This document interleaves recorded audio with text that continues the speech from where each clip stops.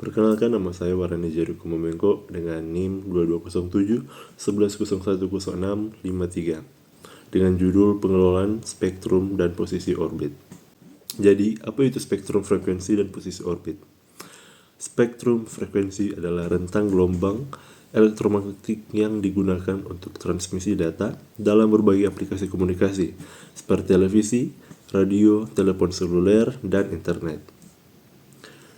Spektrum frekuensi merupakan sumber daya alam yang bersifat terbatas dan penggunaannya memerlukan regulasi yang ketat untuk mencegah interferensi.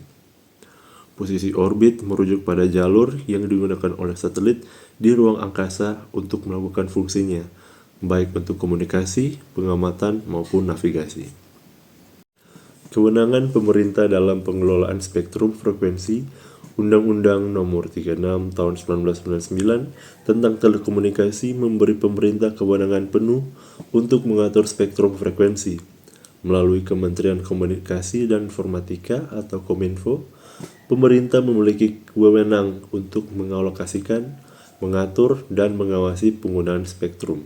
Namun, tantangan muncul dalam pelaksanaan peraturan ini karena meningkatnya kebutuhan spektrum akibat perkembangan teknologi seperti jaringan 5G. Selanjutnya ada tantangan hukum dalam pengelolaan spektrum dan orbit.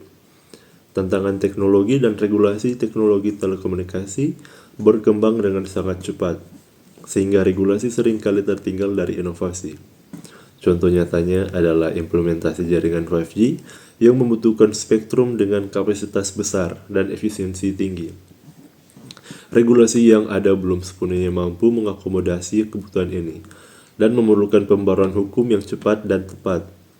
Jika tidak diatasi, hambatan regulasi dapat memperlambat pertumbuhan teknologi dan ekonomi digital Indonesia. Kendala koordinasi internasional pengelolaan spektrum frekuensi dan posisi orbit satelit juga menghadapi tantangan di tingkat internasional. ITU atau International Telecommunication Union memainkan peran penting dalam mengkoordinasikan penggunaan spektrum dan orbit secara global. Meski demikian, proses ini sering kali melibatkan negosiasi yang rumit dan memakan waktu, terutama ketika ada perselisihan antar negara tentang alokasi sumber daya tersebut. Selanjutnya ada rekomendasi untuk pengelolaan spektrum dan orbit. Yang pertama, pemerintah perlu mengadopsi pendekatan yang lebih fleksibel, yang memungkinkan penggunaan spektrum yang inovatif tanpa mengorbankan keteraturan dan keamanan. Kerangka hukum yang responsif akan mendukung pertumbuhan ekonomi digital dan mempercepat adopsi teknologi baru.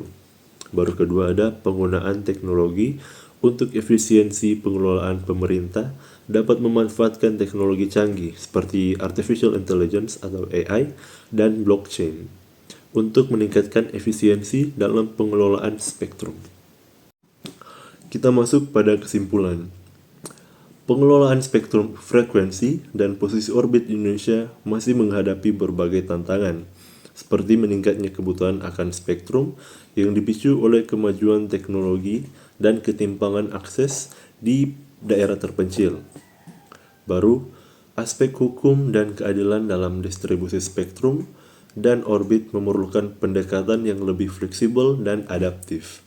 Pentingnya keadilan dalam pengelolaan spektrum menjadi sangat krusial untuk mengurangi kesenjangan digital antar wilayah.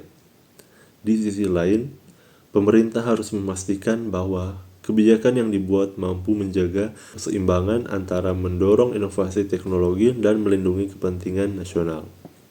Sekian dari presentasi saya. Jika ada pertanyaan atau saran, silakan ditulis di kolom komentar. Terima kasih.